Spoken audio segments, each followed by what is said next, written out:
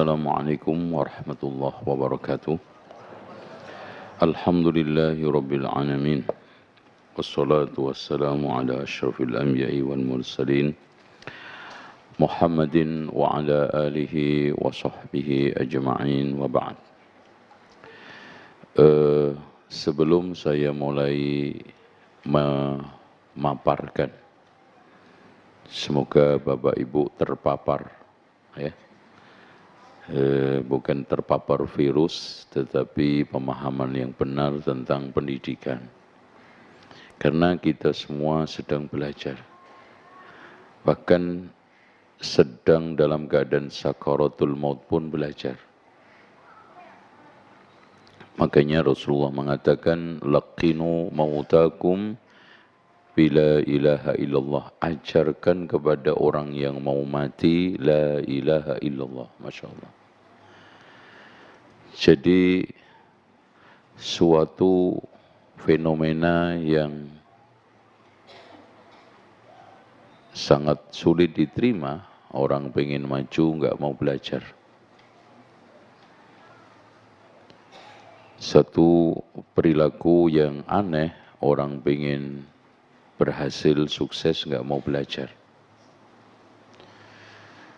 Makanya di dalam Islam itu belajar sepanjang hayat. Nah, sekalian saya curhat kepada Bapak Ibu. Ya, didengar nggak didengar itu urusan telinga. Mengelola pendidikan itu berat. Amanah pendidikan itu tidak mudah.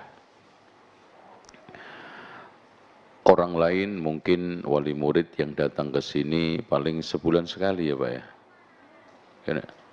Sebulan 2 kali apa sekali datang ke sini? Atau ada yang nggak sama sekali datang? Karena dibuang anaknya. Ya. Karena ada yang didik anak, nitip anak, buang anak, kan gitu. Nah, saya itu di sini 24 jam.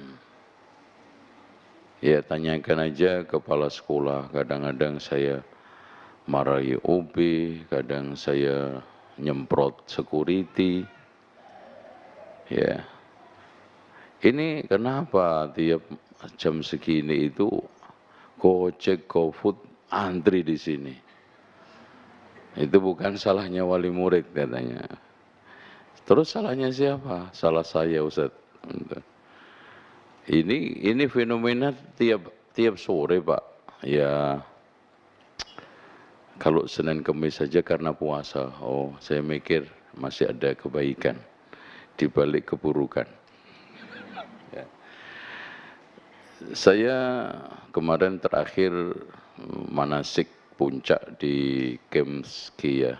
Itu ada Kempinski itu. Ada salah satu jamaah punya anak di Darul Quran Mulia. Itu ditengok cuman 6 bulan sekali. Dan anak perempuannya itu kalau pulang dia nangis Pak. Langsung bentuknya itu kayak habis diet. Kurus, nggak boleh masuk ini, makan ini, pokoknya dibatasi. Ini, alhamdulillah. Ini yang baik Ibnu Hajar apa Darul Quran Mulia? Nggak tahu saya. Jangan-jangan baik mereka. Karena terbentuk kedisiplinannya, terbentuk mentalnya, terbentuk perilakunya. Ya. Saya ceritain, Pak, di HBS itu Pak, ditengok sekali, pulang sekali sebulan. Langsung mau pindah ke sini deh. Waduh, saya salah enggak ya? Itu ya. Gini Bapak Ibu, wali murid, apalagi orang yang enggak nyekolahkan anak ke sini, ini kok jadinya menghalang. Di sini aja deh. Seperti Bapak Ibu sekalian ngelihat saya sedang makan. Makannya kira-kira apa yang enak gitu Pak? Makanan apa Pak? Yang enak banget pernah Bapak makan? Udah, nggak pernah punya pengalaman makan enak. Udah. Ini muka-muka susah kelihatan memang. Ya. Umpamanya, oh Masya Allah, makan di rumah makan pagi sore. Masya Allah. Hmm. Kalau di Lampung itu legenda apa? Ya. Nah, Bapak ngelihat, Masya Allah, Ustaz makan enak banget. Bapak kan nggak tahu saya sedang keseretan. Ibu nggak tahu saya ini sedang apa namanya masuk apa itu durinya ikan. Tersiksa saya. Belum lagi kasih dan nah itu kan nggak banyak orang tahu. Orang makanya kisah menarik Luqman sama anaknya. Makanya setelah itu diberikan gelar Al-Hakim. Jadi ketika Luqman Al-Hakim naik unta diomongin orang. Itu bapak kagak punya perasaan naik unta sendirian anaknya disuruh nonton unta ke sanung-sanung. Mikir kayak dikit. Akhirnya dia turun Pak, Bu. Turun. Nak, kamu aja yang naik nak. Saya diomongin orang. Jadi kayaknya memang yang pas kamu yang naik. Setelah dia naik anaknya, dia omongin orang lebih pedes. Ini anak kurang ajar. Orang tuanya disuruh nonton unta. Kesandung-sandung di enak-enakan. Aduh, durhaka banget si anak. Akhirnya, gimana Pak? Saya juga diomongin orang Pak, nggak enak Pak. Udah gini aja, naik berduaan, kenapa nggak dari tadi loh? Itu. Akhirnya naik berduaan, malah parah Pak. Ontaknya yang diomongin. Ini anak bapak kagak mikir onta kuntet begini naik berduaan, gantian kek. Kagak sayang juga sama hewan. Akhirnya dia turun mengatakan ke anaknya, begitulah nak sikap orang. Kalau semua kita dengarkan, semua kita ladenin, hidup ini nggak bisa bergerak. Ada yang didengar sampai pada telinga, ada yang didengar sampai pada hati, bahkan ada yang didengar sampai telinga, hati, sama perilaku, kalau positif. Itu. Makanya orang itu dianjurkan untuk lebih betah diomongi, dikritik daripada dipuji, apalagi dipuji-puji, apalagi syekh puji. Itu.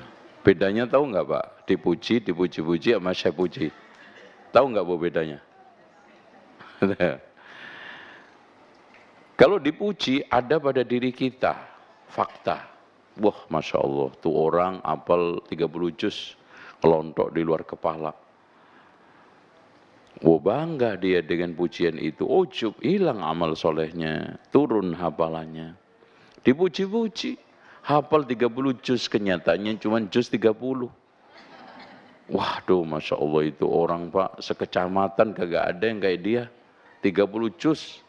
Ternyata setelah dicek cuma juz 30. Beda enggak tuh? Beda. Akhirnya sombong, bangga dengan pakaian palsu. Sementara dikritik, diomongin orang ada pada dirinya buat koreksi. Enggak ada orang yang enggak senang, makanya orang yang baik akan mengatakan begini Pak Bu. Rahimallahu mra'an ahda uyubi ilayya. Semoga Allah merahmati orang yang menghadiahkan aib kepadaku. Aibku kepadaku. Dihadiahin orang aib dengan pujian itu lebih baik dihadiahi aib.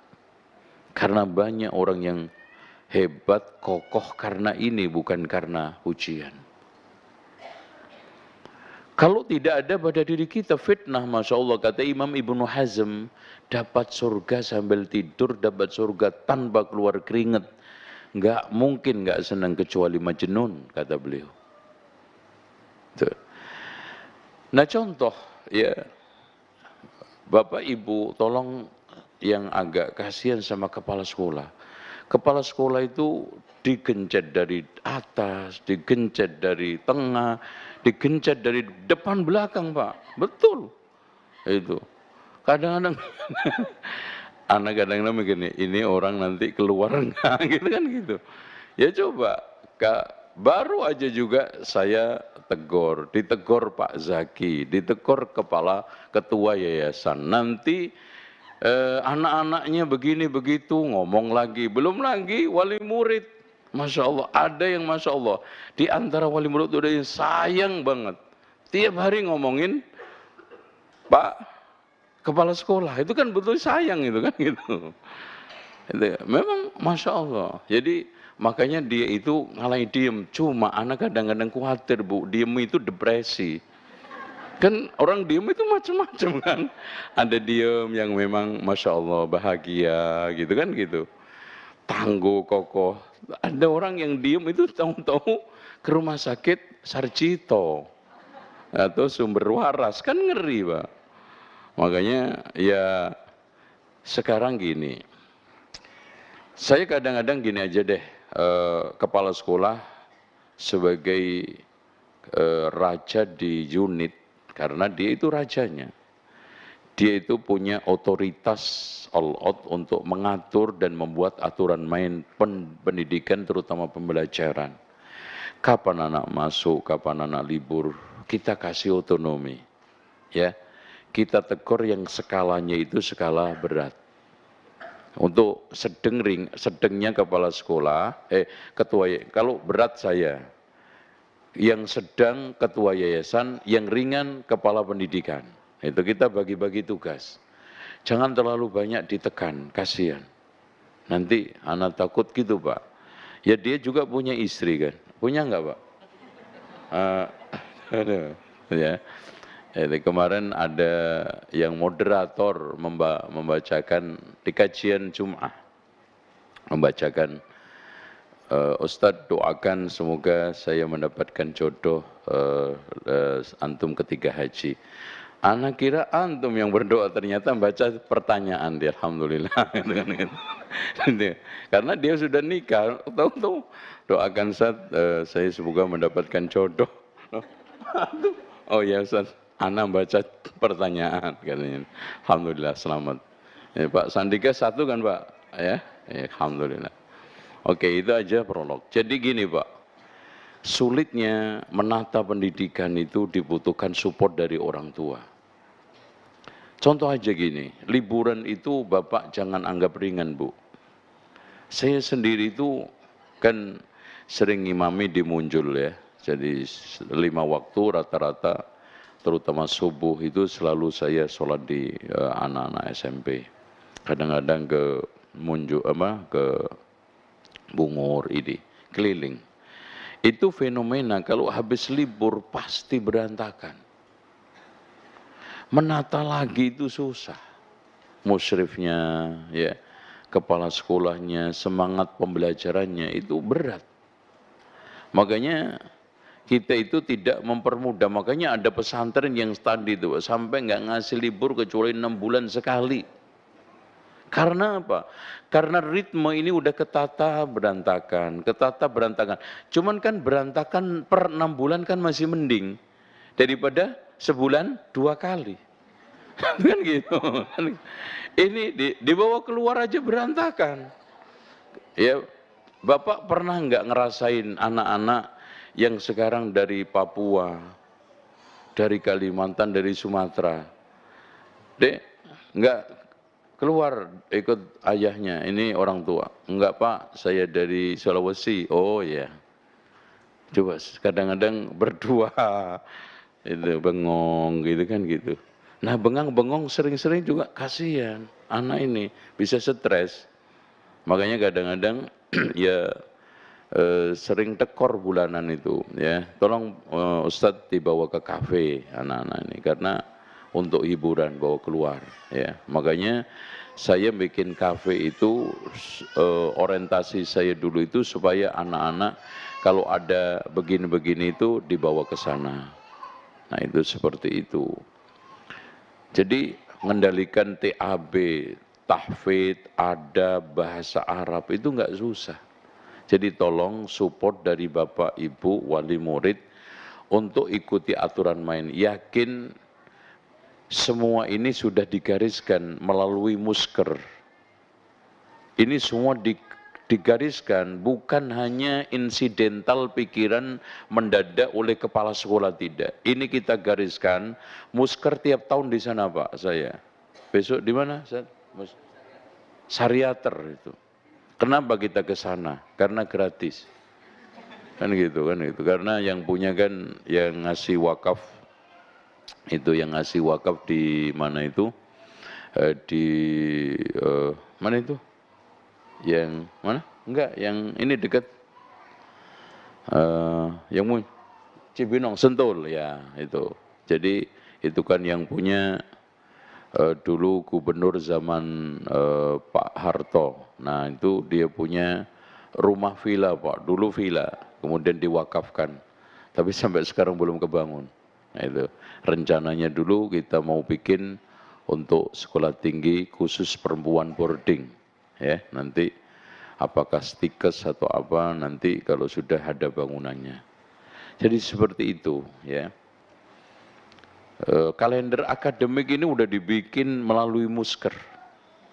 Jadi jangan dirubah-ubah hanya karena perasaan saya, ini saya, aduh anak saya, bapak ini sudah ketemu sebulan 2 kali udah seneng loh Bu, Masya Allah. Coba kalau saya rubah 6 bulan sekali, setuju nggak? Loh kan? Udah. Jadi nanti kalau saya coba deh ini, saya coba nanti setahun libur 6 bulan sekali.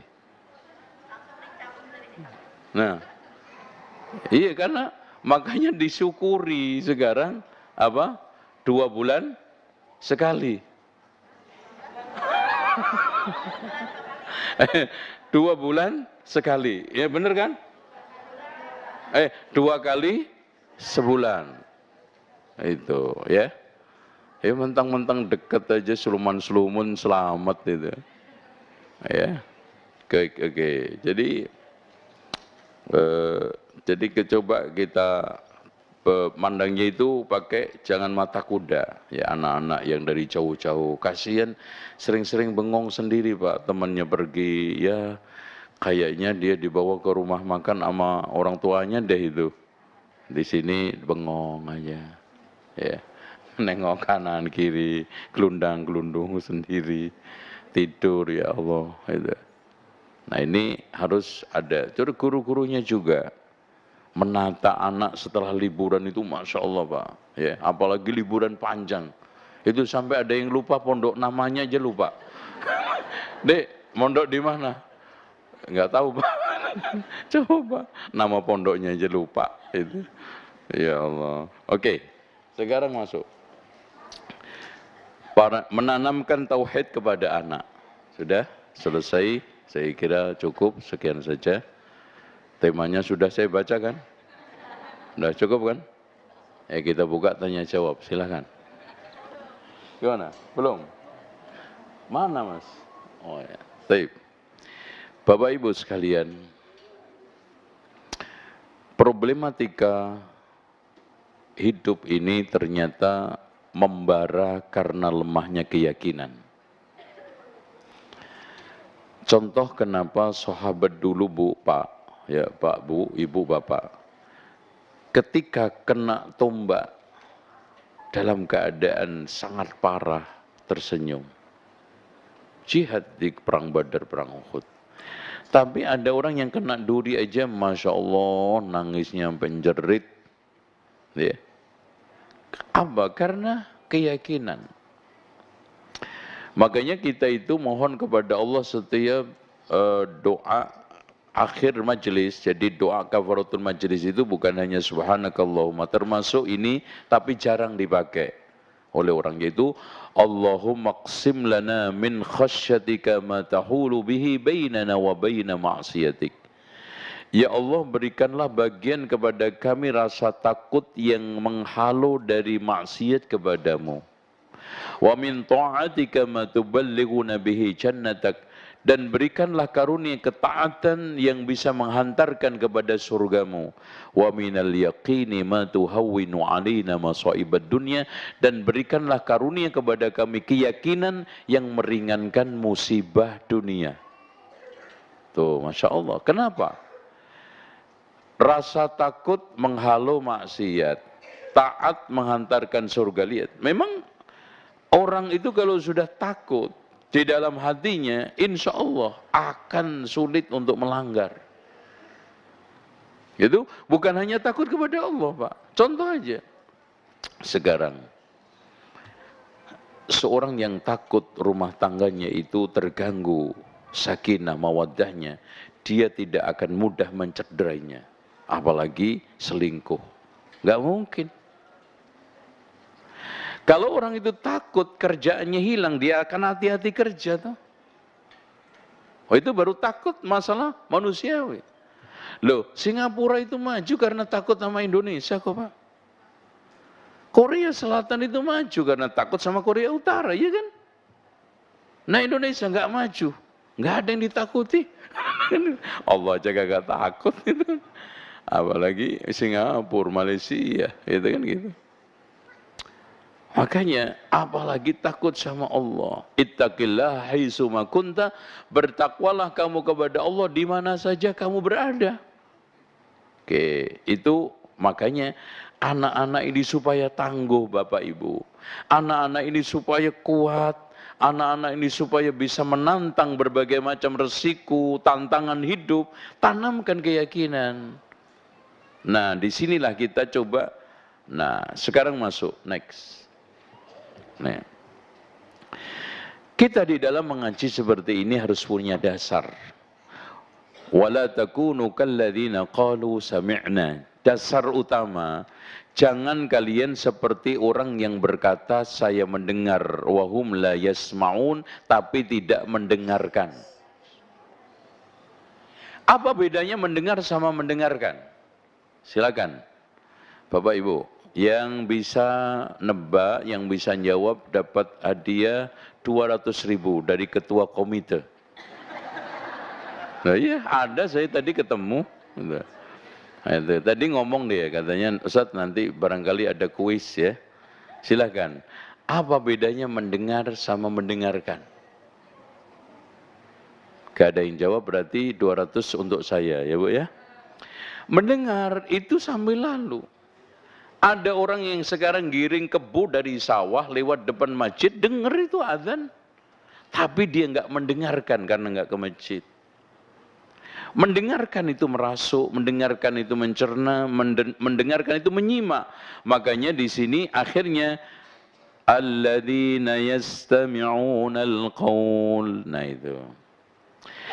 الذين يستمعون القول فيتبعون أحسنه أولئك الذين هداهم الله وأولئك هم أولو الألباب. Sesungguhnya orang yang mendengarkan ucapan dan mengikuti yang terbaik. Jadi berarti menyimak, mencari, mencoba untuk memperhatikan mana yang terbaik di antara qaul itu. Ulaika alladzina hadahumullah, mereka itulah yang berhak untuk menyandang hidayah. Wa hum ulul ini wa ulaika hum ulul albab. Makanya mendengarkan, menyimak, mengamalkan mesti. Kalau cuma mendengar, nggak mungkin menyimak, nggak mungkin apalagi mengamalkan. Nah, mendengar. Mas, dengar nggak? Itu katanya si Anu. Oh, dengar. Tapi dia nggak menyimak, nggak memperhatikan, nggak ngikuti.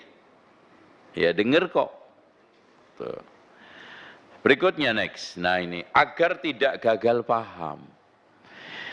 Inna fi dzalika ladzikra liman kana lahu qalbun aw alqa as-sam'a wa huwa syahid. Sesungguhnya itu Al-Quran bisa menjadi peringatan bagi orang yang punya hati, punya pendengaran dan menyimak. Berarti memperhatikan sepenuh hati, mendengarkan dengan seksama, fokus dan konsentrasi menyimak. Itu caranya. Jangan sambil ngobrol. Ada yang kadang-kadang ngaji begini merubah status warga negara, Pak. Matanya sipit. Ngapain, Pak? ngantuk. Itu kan berubah warga negara. Ya Allah, ada kadang-kadang ngaji bawa khomer impor dari Inggris, karena 5 menit langsung tumbang. Itu lucu. Karena apa? Karena tidak punya liman kana lahu qalb, hatinya dipasang. Au alqasam'u, pendengaran. Makanya memperhatikan sepenuh hati, mendengarkan dengan seksama, fokus dan konsentrasi menyimak. Insya Allah dapat nih hasilnya. Nah sekarang motivasi mendidik anak nih Bapak Ibu. Kan kita semua sepakat memasukkan anak di sini dan melahirkan anak, Bapak Ibu ya. Bapak yang buat, Ibu yang melahirkan, kan gitu. Tapi jasanya Ibu ada 3, Bapak cuma 1. Bapak punya jasa membuat. Ibu 3, hamil, melahirkan, menyusui. Makanya ketika Rasulullah ditanya siapa orang yang paling berhak diperbaiki, ibumu, baru bapakmu. Makanya kalau sekarang ayah itu teledor, ancamannya berat. Karena dia sumber hadirnya anak, sumber sebabnya anak wujud. Oh bahaya. Nah fenomena sekarang kan semua perannya dikasih ke ibu. Lihat aja, guru TK, guru SD, banyakan siapa? Ibu-ibu. Sekarang antar jemput anak ke sekolah siapa? Ibu-ibu. Kalau dipanggil kepala sekolah yang dihadapin ibunya. Makanya disebut negeri ini fatherless country. Negeri hampir kehilangan ayah. Makanya betul kata para ulama, yatim itu bukan anak yang tinggalkan bapaknya meninggal. Tapi yatim adalah orang yang kehilangan pembinaan, pendidikan, pengasuhan dari ayahnya. Itu yatim. Apalagi piatu, wah udah. Ibunya jarum super, bapaknya Batman, udah yatim piatu itu. Jarang di rumah, suka pergi. Jarum super. Bapaknya Batman, betah main. Disuruh gendong anak kecil begini 10 menit aja, kadang-kadang ngeluh-ngeluh. Gendong sangkar burung sampai 10 kilo betah. Ini gitu, mancing, Masya Allah 3 jam, 4 jam, khusyuk banget. Ya, Masya Allah. Bahkan sekarang ada tenda pemancing. Jadi dijual untuk supaya tidak digigit nyamuk. Dia di dalamnya itu Masya Allah itu lebih betah Pak, Masya Allah itu. Masya Allah, lalat nyamuk itu nggak ada. Nah kita ini bisa menyatakan bapak ayah itu berhasil kalau bisa menunaikan ku anfusakum wa ahlikum naro. Makanya Bapak Ibu sekalian, standar keberhasilan orang tua di dalam mendidik anak adalah ketika bisa mewujudkan ku anfusakum wa ahlikum naro. Itu puncak. Bukan sekarang ini bisa menyekolahkan anaknya di favorit semata. Bukan hanya sekarang ini bisa melengkapi sandang papan pangannya. Tidak. Tetapi bagaimana ya ayyuhalladzina amanu qu anfusakum wa ahlikum nara. Dan itu tidak ada kecuali melalui proses pendidikan. Dan pendidikan itu hanya milik manusia Pak. Hewan nggak punya pendidikan, yang ada pelatihan. Anjing dilatih. Nggak mungkin anjing dididik. Itu. Bapak bisa mengajari kuda untuk berlari, tapi nggak mungkin mendidik kuda. Pendidikan itu hanya untuk manusia. Dan Masya Allah pendidikan baik Islam maupun negara, pemerintahan itu mulia. Coba, apalagi pendidikan agama Islam. Ingin menjadikan manusia seutuhnya, yang tergali potensi dohir batin luar dalam. Sehingga menjadi manusia beriman, bertakwa, berakhlak mulia. Itu lihat undang-undangnya. Apalagi Islam, Masya Allah. Nah, sebagai bapak ini, kafa bil mar'i isman, cukup berdosa seorang bapak. Ayah bisa amman yamliku qutahu, menahan uangnya untuk anak-anaknya. Untuk orang yang sekarang dibawa ku anfusakum wa alikum naro. Dan target kita pendidikan, kata Allah dalam surat Al-Furqan ini, waja'alna lil muttaqina imama. Dan kita setiap hari berdoa itu. Rabbana hab lana min azwajina wa dhurriyyatina qurrata a'yun waj'alna lil muttaqina imam. Waj'alna, bukan hanya sekedar hanya menjadi muttaqin, tapi imam. Masya Allah. Tuh, pemimpin, contoh, panutan. Anak kita itu selalu terdepan di dalam masalah ketakwaan.